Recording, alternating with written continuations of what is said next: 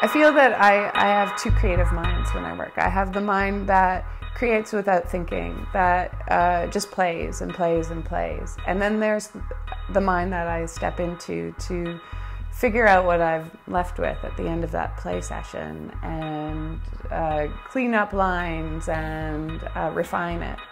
And both are essential for my process.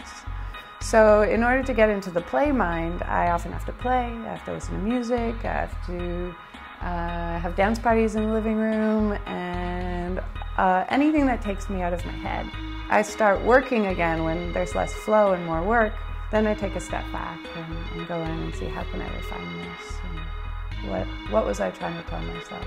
I believe the responsibility of the artist is to the artist nature within themselves. And if the artist is creating from a place of pure creation, their product will be a blessing to other people around them. And then the artist has a responsibility to share that, which is often a challenge for the artistic mind or personality. A friend of mine calls her art, the product of the art, the detritus, because it's the process that's the true creation. But that detritus to the artist, what's left over after this act of creation, is the gift to humanity. I worked as a designer for so many years, and I learned problem solving and the functionality of design.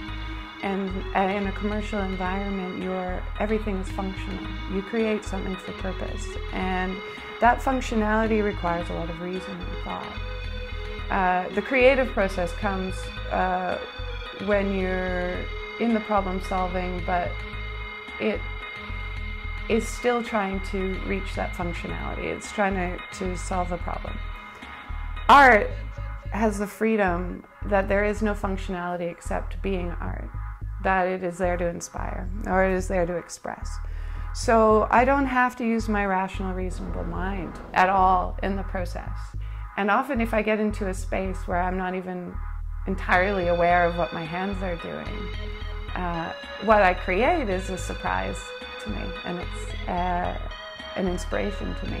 And I'm grateful for being a witness to this process, that I was there along for the ride.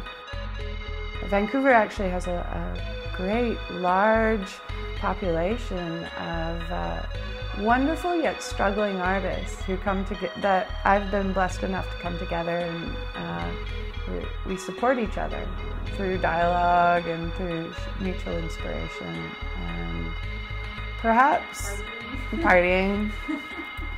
So though I say I'm not used to such a small and underrepresented artistic scene that Vancouver has, in spite of its many artists, because there isn't as much a cohesive scene, you have groups, you have friends, you have the support in a more personal way, in a more authentic way in that way. Hi, I'm Kiki Falconer, and I'm an illustrator. Spirit to me is a synonym for art. And an artist is in spirit when they create.